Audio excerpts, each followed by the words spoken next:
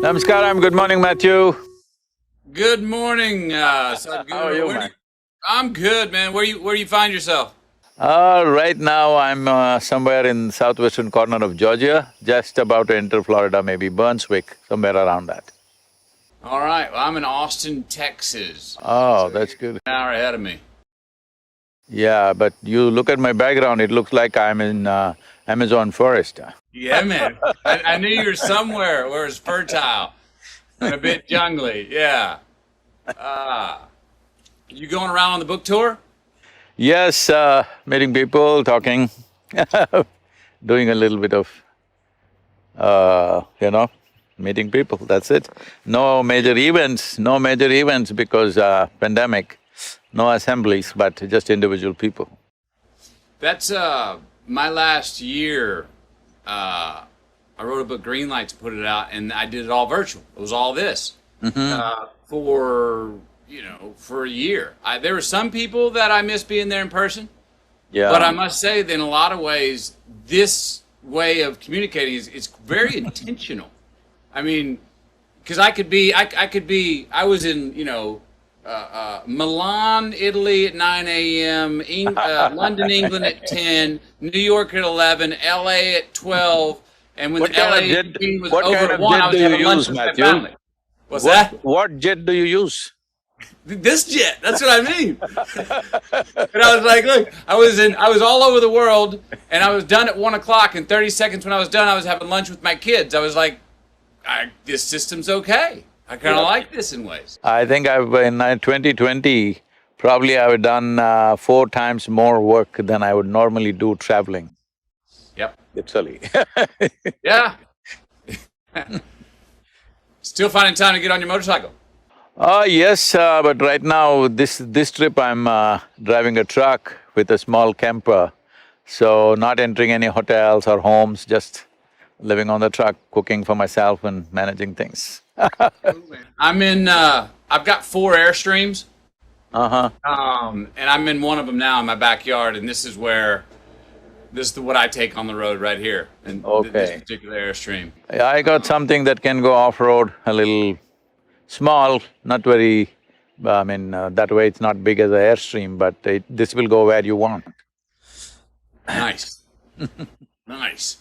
Well, cool, man. I'm glad we're gonna get to talk for a little while. Say howdy. I'm glad to meet you. I got a friend of mine, Mark Benioff, who's turned me on to you. He's an avid listener of yours. How's Mark? Is he in Hawaii or in California? No, he's over further west, Hawaii. Yeah, Hawaii, that's what I asked. He told me Yeah. last time he was in Hawaii. Yeah. Yes. He's doing good. He's the one who turned me on to you. Thank you. Yeah. I'd love to ask you a few questions. We'll get some conversations about all this good stuff. You know, your opening on karma, and we could spend hours talking about this because this is my juice here when we say like, lift the haze of the contradictions. Let's talk about some haze lifting on the contradictions.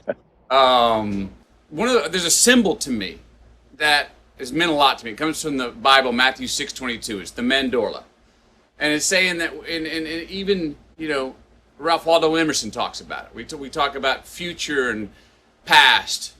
We talk about heaven and hell. We talk about good and evil, and we see these contradictions that butt each other. And the mandorla covers itself and is the third eye in the middle, and says that spot is the spot of paradox. That spot is where all the truth lies. That's where all the colors of the truth lies. It's not a contradictory shade of gray and compromise. It's actually where all the good stuff is. Paradox has been very helpful for me in understanding and having a high eye, a third eye, and not being so dualistic. Let's talk about that a little bit. Can you jump on that? Yes, Matthew, what is contradictory is essentially in the psychological space of the human being. In reality, existentially, nothing is contradictory, everything is complementary to everything else. Is the day contradictory to the night? No, it is complementary. If it was all day, you wouldn't know what is night. If it's all night, you wouldn't know what is day. So essentially, human perception itself, because it is through five sense organs, it can only always perceive only a part of it. See, if I show you this part of my hand, you cannot see this part. If you see this, you cannot see this. This is the nature of all our perception. All the five senses are able to perceive only with the context, otherwise they cannot. So because of that, because we are fed with this kind of part information, our mind tends to think that everything is contradictory to everything else. Man is contradictory to woman, night is contradictory to day, light is contradictory to darkness. No, they're all complementary to each other. It is just that because our perception is so fragmented, five sense organs are made that way. These sense organs are only good for survival process. If you want to know, they are no good. They are only good to help you to survive on this planet. That you can do by perceiving things clearly through your sense perception. If you want to know life the way it is, if you want to know this phenomena of life the way it is, you have to go beyond your sense perception. In a way, the entire yogic science is all about this. Even the karma that we are talking about is all about this, because all the karmic inputs are in this sense, bits and pieces of information out of which we are trying to make something. This is like a child starting to, let us say, we give him a 1,000,000-piece jigsaw, he puts 4 pieces together and says, here I got it, this is a bear, all right? But there are 1,000,000 other pieces that you have never seen. So, looking at life in pieces through keyhole visions makes everything look like one is against the other. But in existentially, nothing against anything else, because as we sit here, see, that is your body, this is my body. This is my mind, that is your mind. What you call as my body, what I call as my body is what I have accumulated is my body, what you have accumulated is your body. What I have accumulated in impressions is my mind, what you have accumulated as impressions is your mind. But there is no such thing as my life and your life. This is a living cosmos. You have gathered a little bit, I have gathered a little bit, we're enjoying that. The privilege of creation is, the magnanimity of creation is that though we are really nothing in this existence, it has given us an individual experience, which is a tremendous, tremendous privilege. Unfortunately, human beings are not able to appreciate or understand this privilege. Though you are not even a speck of dust in this cosmos, you have an individual experience. You can look at it from your own end, as if you are a whole universe yourself. But if you take this individuality too seriously, everything will be contradictory. Once it's contradictory, as you get more invested in these contradictions, conflict is a natural outcome, you know. Yes, heard. You know, you said in your book, destiny is what you create for yourself, fate is when you fail to create your own destiny. I am a believer in responsibility. I heard that you don't drive through the red lights. I've run a few red lights. All right, but again, I say, you know, if for people that say, oh, it's all fate, then I always I half jokingly say, okay, then run all the red lights, see what happens. I mean, I believe that the prime mover or God, whatever, or life, that once our hands on the wheel, saying we are self-determining creatures. Don't just take the hands off and just completely, inshallah, the whole existence of going through the world. So there's a responsibility and fate, I think, and there's the fate of responsibility, and is that sort of what that line's saying? Destiny is what you create for yourself. Fate is when you fail to create your own destiny. That would be, there's a fate of responsibility. Fate is a fact in waiting. Fate is a destiny unattended. You did not attend to certain aspects of your life, so they will go by the tendencies that exist within you or by the social situations that are happening around you. So if you allow outside situations to simply happen the way they happen, Largely, it'll happen to all of us reasonably the same way if you're living in the same place. But destiny means you take charge of it.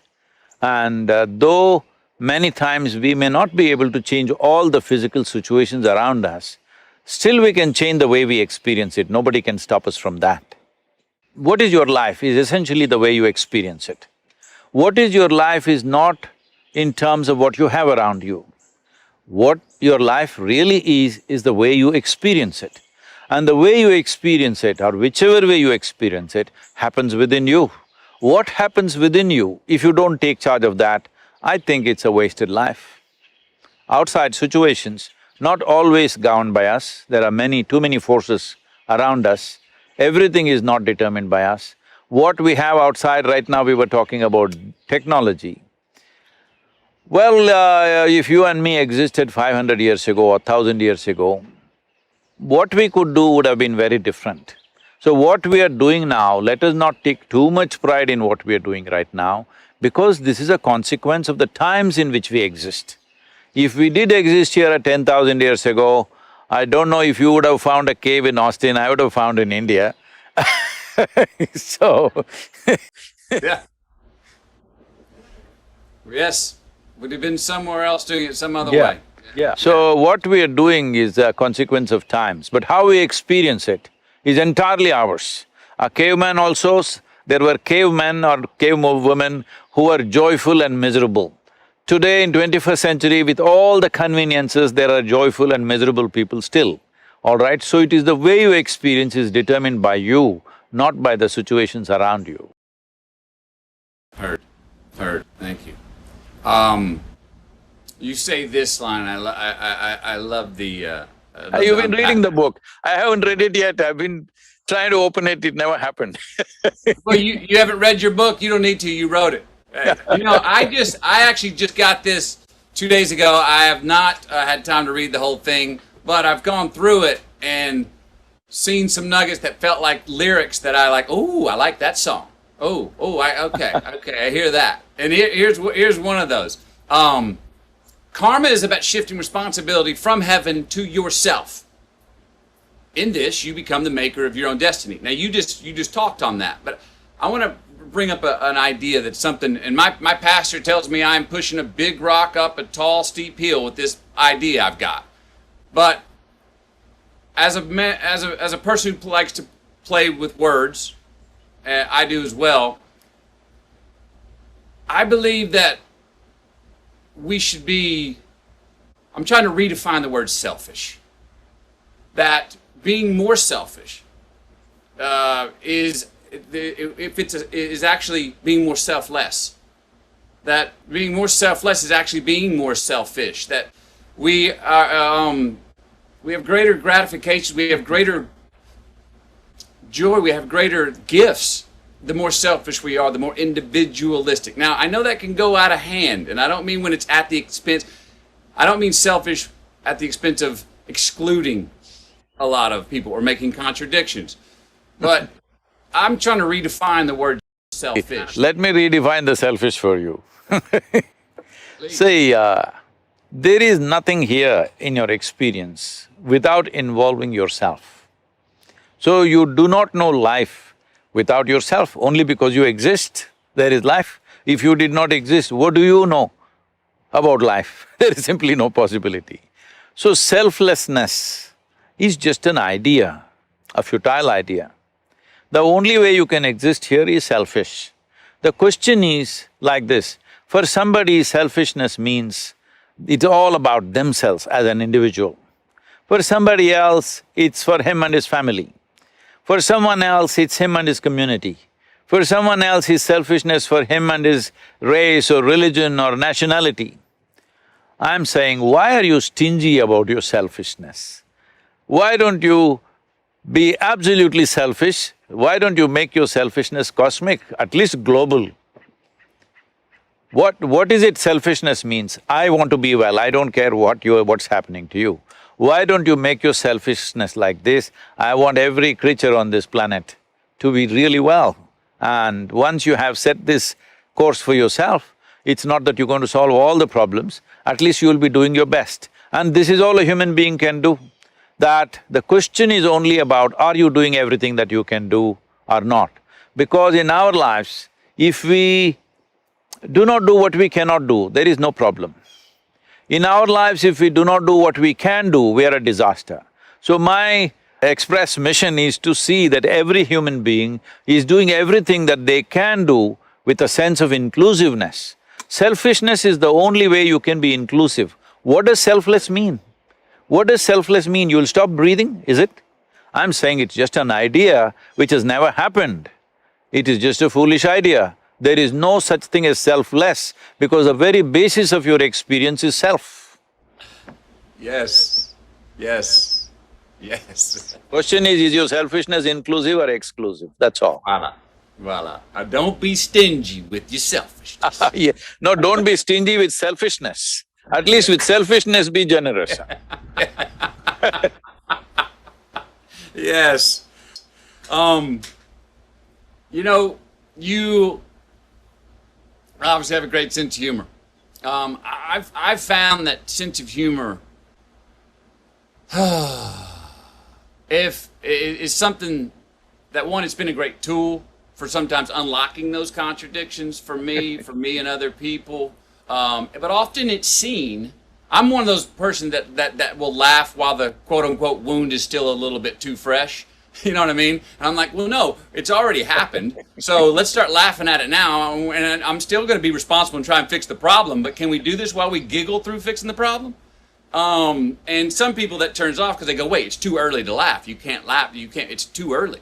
We need to be serious about this thing. I'm going, no, I'm still going to do the work. Can we laugh while we fix the problem, or find a way to agree on something, whether it's politically. You have a right to cry only when you just dropped out of your mother's womb. That's the only time you have a right to cry.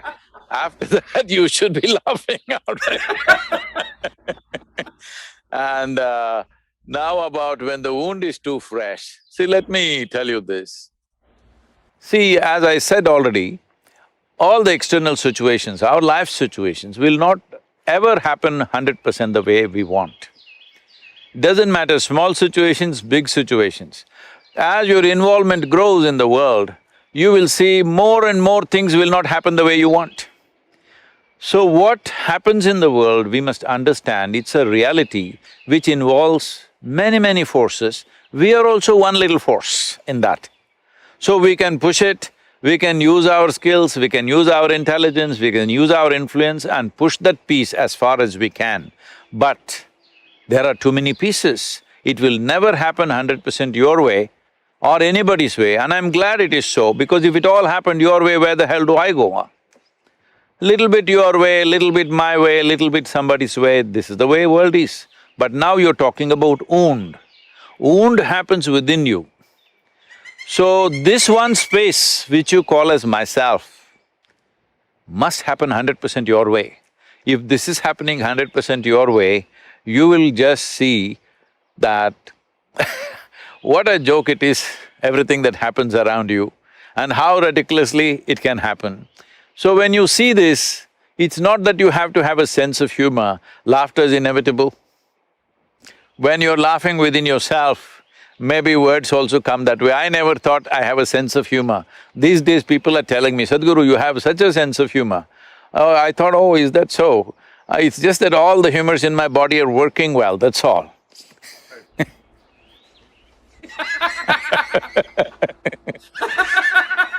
Let me tell you this.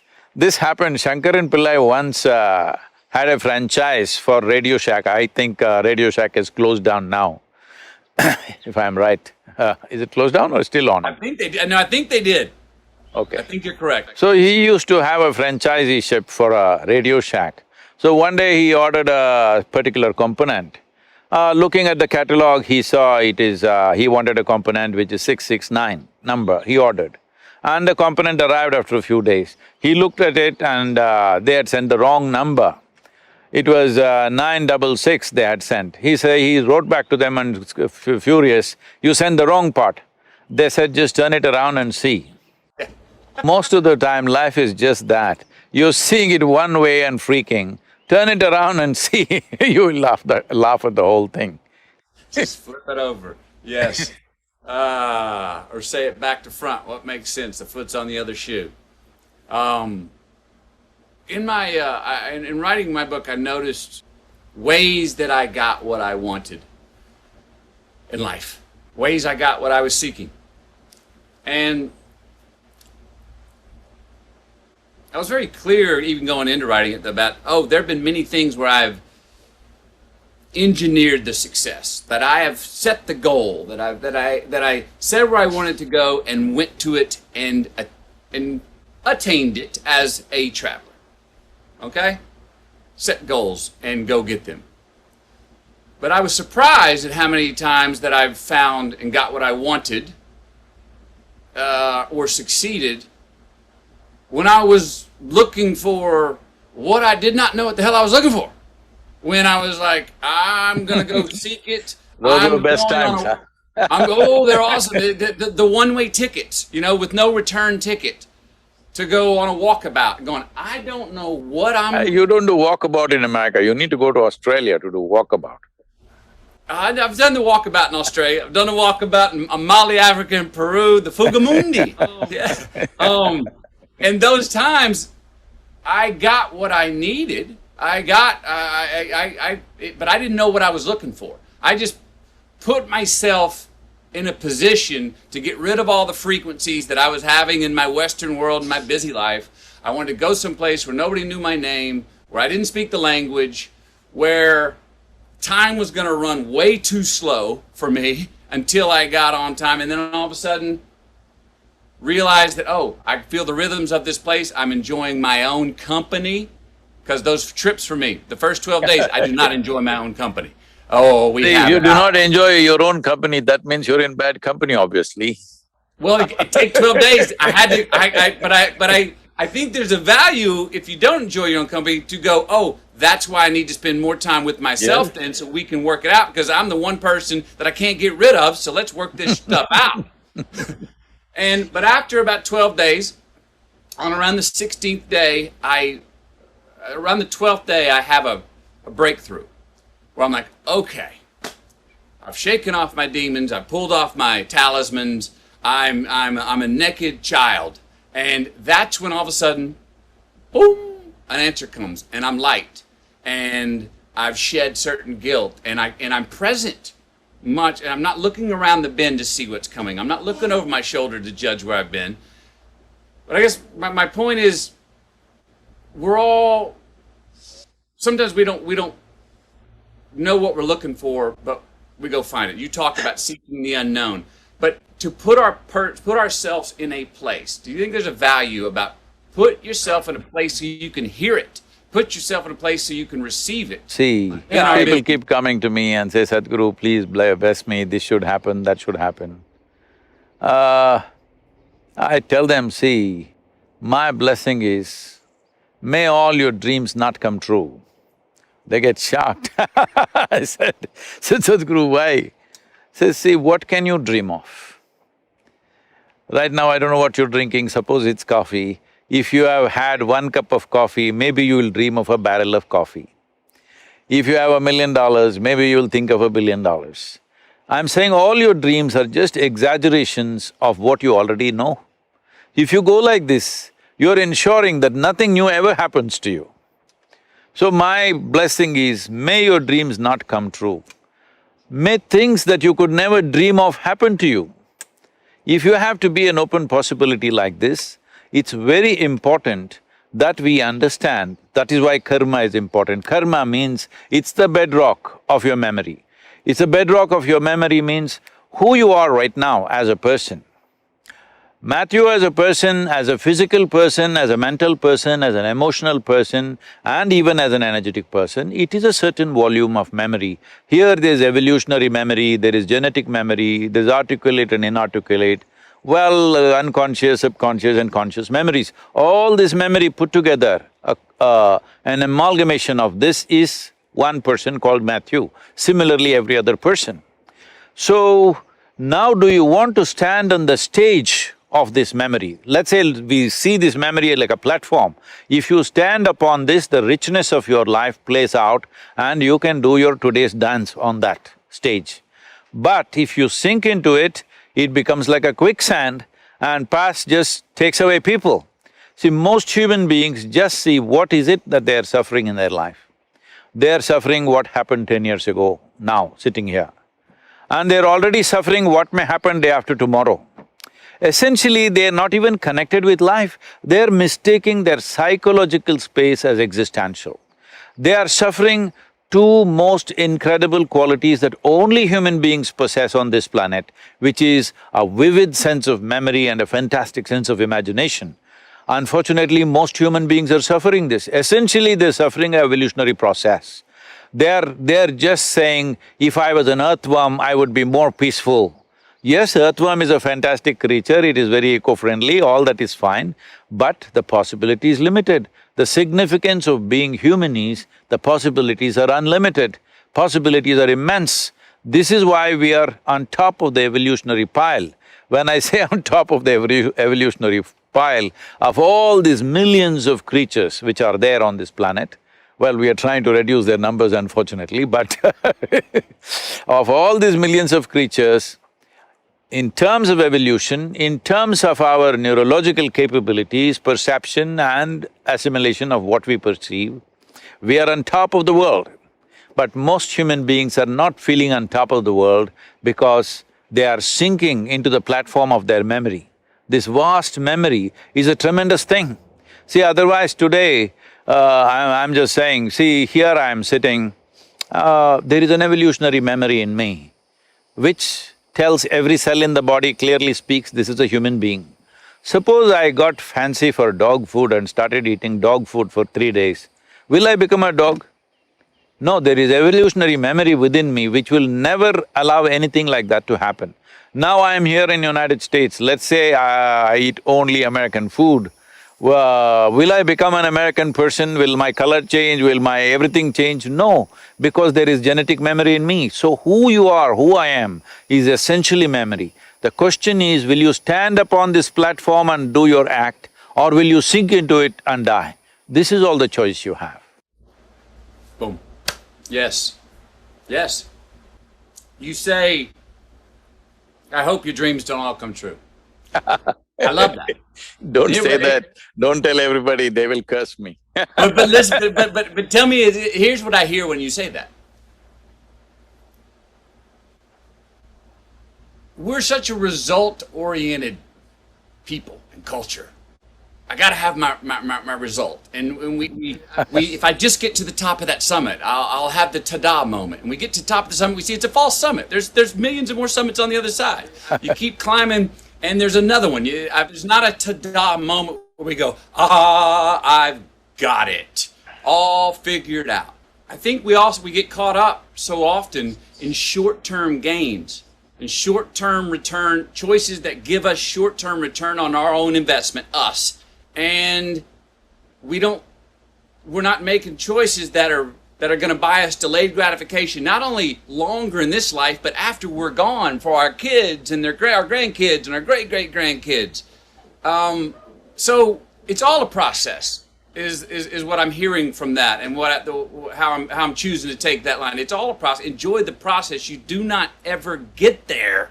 That's the point. That keeps it a game, because if you got there, the game's over. See, the finish line, everybody is interested too much in finish line, especially in the Western world, they think finish line is everything. If you're so interested in the finish line, do you understand what is the finish line for life? You want to cross it quickly, is it? It's ridiculous. Ridiculous. Everybody wants to live. So, living here means that now you're breathing, and here, this is living. So, if you're too much interested in the finish line, then you will cross it soon. That is, you will cross it when you're alive, because so many people are living as if they are dead, dead to everything, except for a few needs that they have. A whole lot of people are dead to all other possibilities of life. In yoga, there is a very good kind of a saying which says, if you have one eye on the goal, you will have only one eye to find your way, which is very inefficient. So, you are rendering yourself incapable of life simply because you want to get somewhere. Where do you want to get? Some imagined place. Where is that place? It is just an exaggeration of the past you've already experienced, because you cannot imagine something that you have never seen. You cannot imagine something for which there is no data, because your mind essentially functions from the data that you have gathered, which is essentially your past. So you want to repeat your past and then wondering why life is so boring. Heard. Heard. Yes. Repeat offenders. Reciprocity, going in circles. I hear you. I've done it before. You said yoga means union. Right? Definition, yoga, right? Mm-hmm. Well, the root word of religion comes from legare and re. And legare means to bind together, and re means again, to bind together again. The prescriptive definition of religion. Mm-hmm. Yoga means union. Those are somewhat synonymous. Is that fair to say? Yoga and religion would be synonymous definitions, Well, or at least in its same direction? essence it would be, but not in its present form of practice. Both, I'm saying. The way yoga is practiced in America is not synonymous of union. The way religion is practiced largely The way across the religion is world. practiced in the world is not synonymous, Yeah. not synonymous with what real religion So is either. both of Yes. them, in definition, maybe they are same, but unfortunately the way it is practiced is very different. But why yoga is simply because this is not based on belief system, it is based on your experience, at least you know where the hell you're going. With belief system, you just believe you're going in a certain way, which gives you a certain psychological comfort, it gives you solace. So essentially the choice is this, are you seeking solace in your life? That is, you want to just quieten your mind and be happy with little things, or are you seeking a solution for this life? Because once you have come with this human intelligence, if you don't immediately get engrossed with some petty thing around you, it is natural for every human being to think, what is all this about? Where did I come from? Where will I go? What is the process of this life? What is the meaning of this? What is the purpose of my existence here? And is my existence just a blimp that I just come and vanish, or is there something else? Essentially, what is the nature of my existence? This is a question that no human being can avoid unless somebody works on you very young and they tells you are this, you are that, you are going to this heaven or hell or whatever. Unless somebody washes you up like this, it is very, very natural for every human being to ask these questions. And these questions are good, this confusion is good, because when you realize you do not know, see, people have misunderstood and unfortunately not understood the significance of I do not know.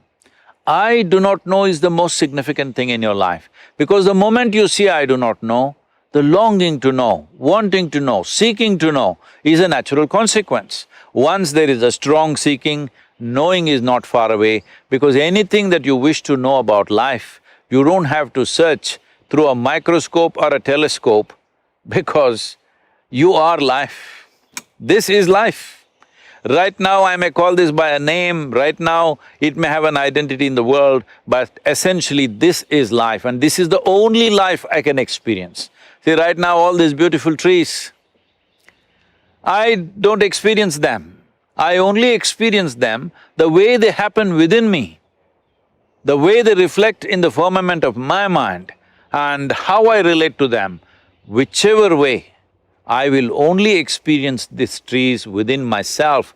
There is no way I can experience these trees out there, and that's true for everything. You cannot experience anything out there, it can only happen within you. All experience, pain and pleasure, joy and misery, agony and ecstasy can only happen within you. Every kind of experience happens within you.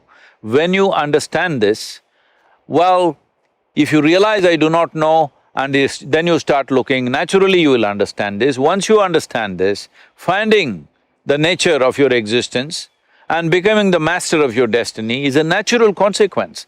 The problem is we kill I do not know with belief systems, ideas, philosophies, ideologies. If you keep all these things aside, I think that's what in some way you did in your desert. I don't know which desert you went to. You didn't go to Kalahari, did you? No, it was Sahara and then West Texas. Okay. So, so in a desert means you're alone. So as you said in your own words, initially you're confused and struggling, but then as you pay attention, because when you nothing else to pay attention to, you naturally pay attention to how you work, every muscle in your body, the breath, heartbeat, everything, then you will start noticing what you call as within or what you call as me is an entire universe, and that's the only universe you've experienced. You have not experienced any other universe. The only and only universe and the only and only world that you have experienced is what has happened within you. Once you realize this, then you fix the world the way you want it, within yourself. Outside world, we do our best. So you think it's the outside saying… because I've gone through that, well, man, I felt like I had to be in the know. Only recently have I shaken hands with the fact, no, I love to be in the know. I also want to be in the know of what I don't know. And like, I want to know what I don't know and know that I do not know. And saying, oh, that's a good thing, Matthew, was what I'll tell myself. So, but is it, do we not give ourselves enough credit to, or is the I don't know is like a blind spot? It's like, whoa, I don't know. No, I know is a blind spot. Let me clear this. I know is a blind spot. See, right now, let's say you're driving, a truck was coming behind you and you saw it in the mirror. So do you see what is behind the truck? So you know there is a truck coming, but that's a blind spot, it blocks everything else. So right now you think, I know, that's like a blot in your brain, it doesn't allow you to see anything else. If you see I do not know is not about things around you. Fundamentally, see, you and me are sitting here talking long distance. We're sitting on a round planet, the damn thing is spinning all the time and also hurtling through the space at tremendous speed. In the middle of nowhere, nobody knows where this cosmos begins, where it ends. In the middle of nowhere, a tiny little mechanism called solar system. In that tiny little, super tiny place called planet Earth, in that Texas is a micro super space, in that Austin City is a super micro space, in that you're a big man. This is the problem. Because the moment I think I know, I become big in my perception. Once I become big, inevitably I'll make a fool of myself. Whether I realize this in this life or not, somebody who has eyes to see will see this is a bloody fool.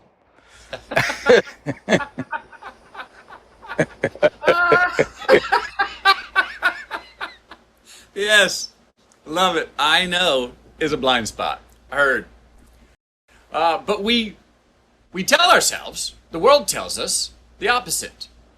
That no, the self-assurance, the confidence, even if it's a false confidence, will get you, more of what you want. We reward that in life, in this life, in the mortal life. We reward that with money, with jobs, with even blue ribbons and gold medals sometimes. Is it an act of courage to lean into the I don't know? Is it to seek what you don't know? Is it a courageous act, or is that too much of a come from a belief system? I'm just trying to make it tangible because yes. in this, Right now, do I know you are Matthew, I wouldn't dare try the second name. McConaughey. McConaughey. Rhymes with what would Madonna say? So, so I know you're Matthew McConaughey, but do I know you? I don't know. I know you because when I see a person, I know many things that I know, I need to know to interact, to be with them and everything. But do you know some life absolutely? You do not know. So with the I do not know does not mean you are ignorant. I do not know simply means that maybe right now I'm seeing the surface, I'm always willing to look deeper and deeper and deeper. But the moment I say, oh, I know what's Matthew, he's a file in my mind, it's finished. So, I do not know does not mean that it's ignorance. See, we must understand this. See, however much knowledge you have, even if you have digested the libraries on this planet, still what you know in this cosmic space is a minuscule. But our ignorance is boundless. So the whole yogic system always identifies with ignorance. Because if I identify with my ignorance, then whether I am awake or asleep, my intelligence is always on, it never sleeps. The moment I say I know, my intelligence goes to sleep, it gets lazy. This is essentially determining what is the quality of your life. So do not ever let your intelligence go to sleep by saying, I know something. Do you know a blade of grass? I'm asking all the top scientists on the planet. Do we really know a blade of grass? Absolutely. We do not know. As you look deeper and deeper and deeper into it, there's more and more and more to it. See, the top scientists in the world have openly saying, we not only do not know, we will never know. All right? So this is does it mean these people are ignorant people? No, they may have more knowledge than most people on the planet, but they are saying this because they have looked deep enough into life. And if you look deep enough into life, you will naturally see what you know is a minuscule, what you do not know is an endless possibility. So do you want to take away the boundless possibility because you know a spot? I don't know is not ignorance, it's an endless possibility. Ignorance is a boundless thing, knowledge is a very limited thing. Fun. That's what this sounds like, fun. The adventure.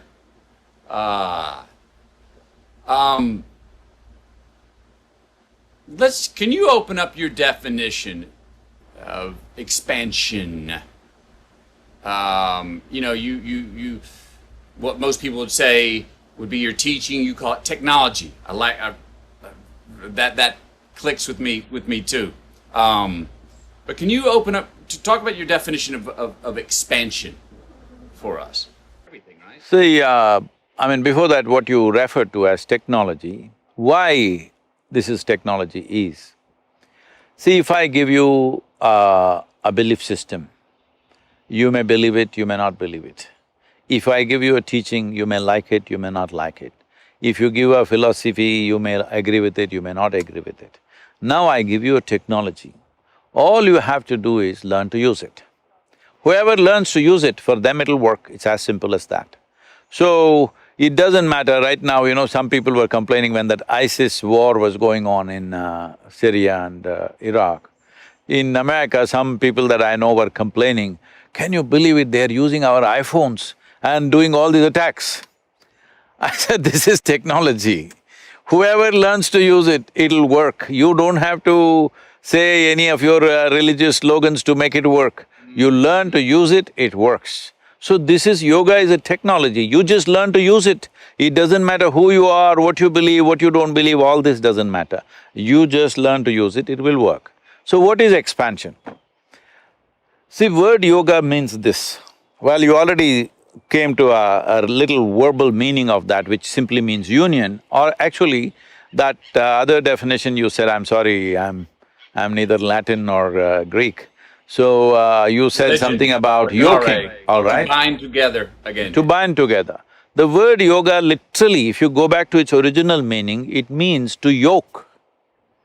You yoke together. See, right now what yoking means is, see, when you sit here, you are an individual person. This is why I said the greatest magnanimity of creation is, it gave us an individual experience. There are swarms of insects here. For them, they don't have an individual experience, they experience themselves as a swarm, as a species. But we experience ourselves as an individual. Unfortunately, instead of enjoying this privilege, we have made this into a point of conflict between each other all the time, me versus you. But this is the greatest privilege that we can sit here. I want you to just imagine, suppose you looked at you or me from, let's say, Galaxy Z. What are we? Even through a telescope or a microscope, we are not visible. It doesn't matter what they have, we are not visible. We're such a tiny speck of dust, literally. But we have an individual experience, it's not a small thing. We can look at the universe and wonder what this is all about. This is not a small thing. So this individual experience or the sense of being an individual, when you take it too seriously, then you get lost. Then you have to yoke with the creation.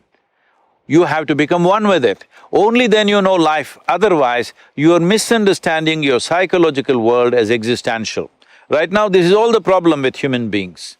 Somehow nature trusted that if we give you so much intelligence, you will make the best out of it. Tell me, Matthew, in your experience or in anybody's experience, does intelligence spell solutions or problems? Intelligence means solutions, isn't it? Unfortunately, today it's human intelligence which is causing all the problems, simply because we are too stuck with our individuality.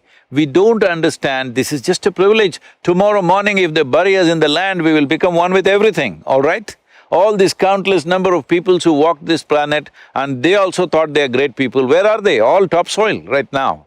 You and me also will be topsoil unless some friends choose to bury you real deep, thinking you may raise from the dead, you know fearing rather. So I'm saying, we are anyway part of this. Without taking a breath, we cannot live. Without food, water, we cannot live.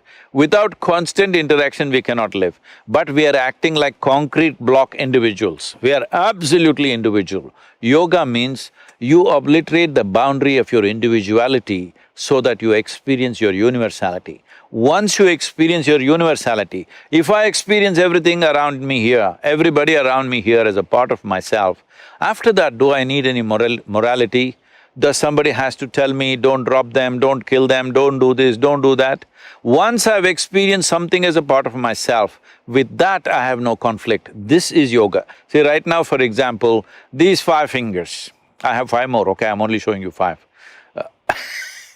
These 5 fingers, you also have 5, not bad. So these 5 fingers, right now I experience them very much as a part of myself. But this is just the food I've eaten.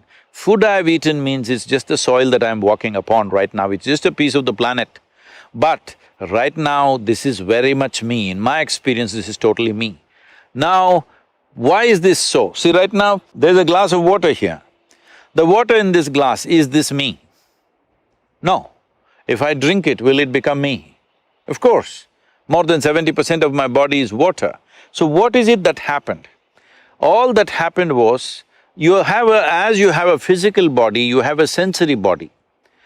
Your sensory body is the boundaries of who you are. See, if you touch your you do this, Matthew, with your right hand, just touch your left hand. Is that you? 100%, isn't it?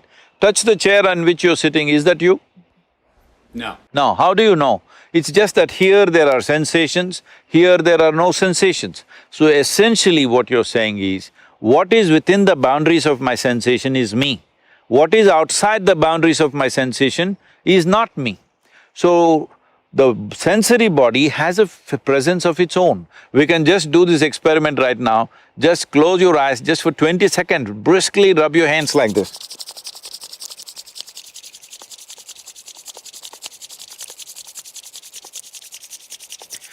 Hold them about 3 to 4 inches away from each other.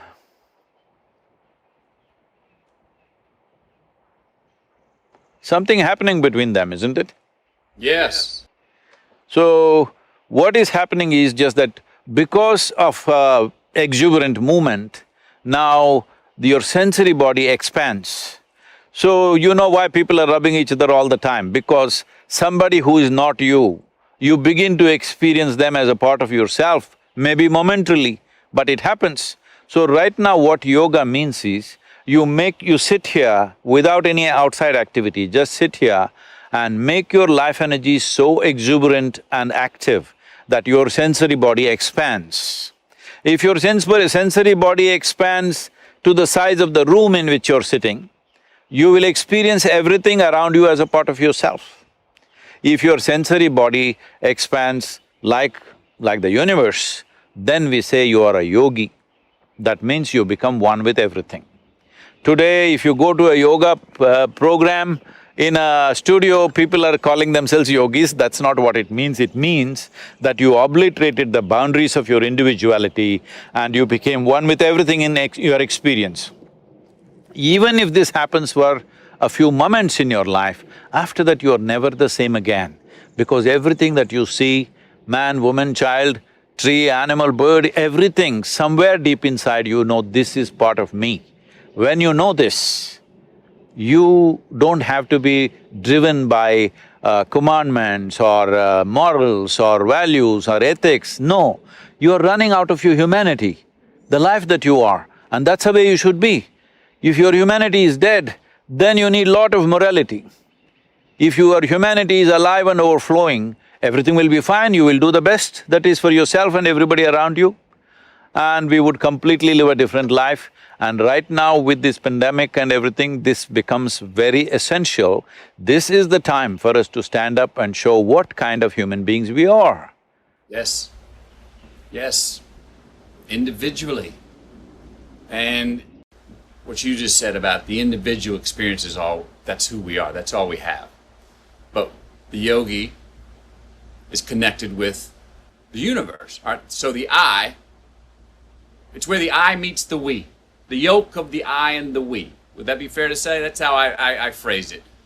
I I and the all. Is it I and the all? We means there are still multiples, all right? So all, I and the all? Yes, you are the all. Right now, I launched a whole program, an ecological program in India based on this. I saw that we had to increase the green cover in the state in which we were, which was at about 16.5% at that time, the aspiration was 33%. So I told them, see, you have to plant 114 million trees in the next 8 years. They rolled their eyeballs and said, how is that possible? Do you know what is 114 million? How can we plant that many trees? So I told them what is their population. It was about 62 million. I said, if all of you plant one today and one more after 2 years, then it is a done thing. Only thing is all of you will not participate, that's the whole problem. So I made a simple process, I made people sit under trees and made them breathe. I set up a spiritual process for them where I clearly made them experience, see what you exhale, the trees are inhaling. What they exhale, you are inhaling. Literally 1/2 of your breathing apparatus is hanging out there. Once they felt this experientially, you can't stop them, they're still planting trees all over the place. Today, we have planted millions of trees and it's still going on. Right now, our goal is to plant 2.42 billion and Mark Benioff came in between and now he's telling me trillion. Yes. What's after that? Is there such thing as the zillion, or does it go straight to Googleplex? No, after that, one day to be buried under a tree so that you become good manure for one tree at least.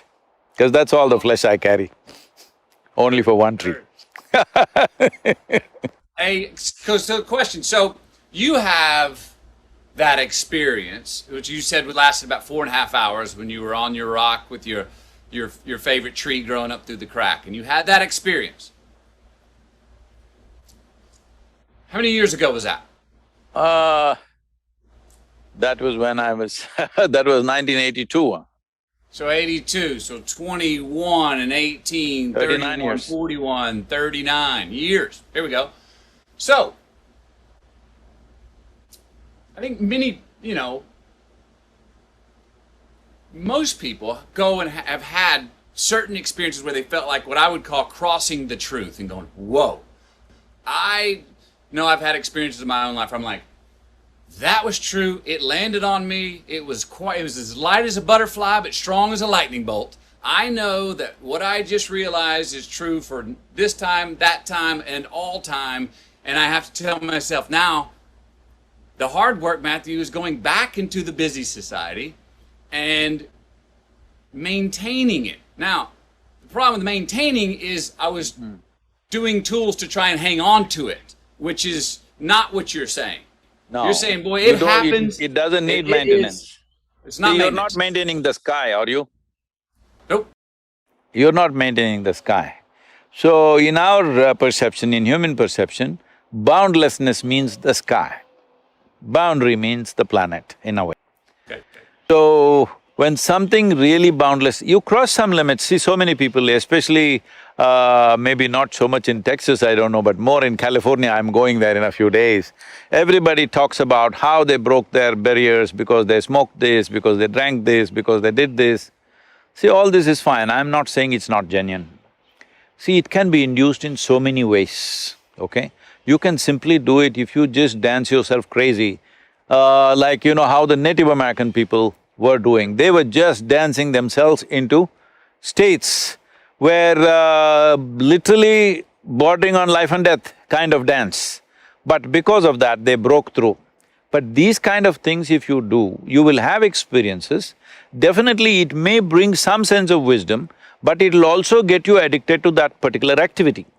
If any that particular activity, maybe a dance, maybe a drug, maybe a smoke, whatever it is, I'm saying if you create any experience within you with a certain physical activity, naturally you will get addicted to that physical activity. It may be alcohol, it may be drug, it may be sexuality, it may be adventure, it may be jumping off the mountain. For different people, it may be different things. But essentially you will get addicted to the activity because you see that activity as the source. Now, this is what is significant about the yogic process, that there is a step-by-step ladder if you climb, then after that, without any activity, sitting in this space, you can be in that state. Once that happens, there is no maintenance. Voila.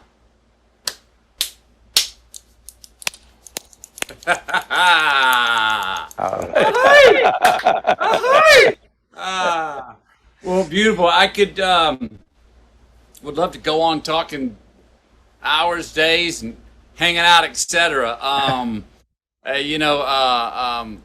really dig where you're coming from and happy you're sharing what you're sharing, because I think you're turning a lot of people, obviously turning a lot of people on to themselves, and amen for that, for keeping us involved, and boy, we need that, like you said, we need personal involvement now more than ever, to evolve as a species, it seems, you know.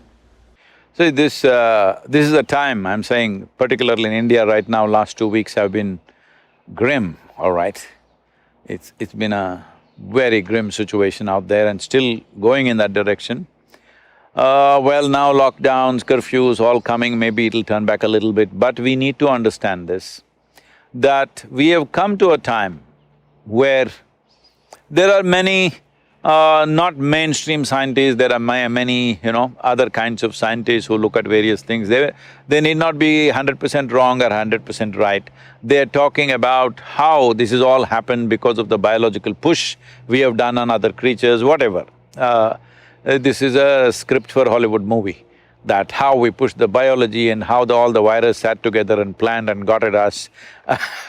I'm saying not that, but I'm just saying, essentially, we have reached a point. Different generations have reached different kinds of situations, but we have come to a place, our fortune is right now, this virus, the carrier, the sole carrier is human being.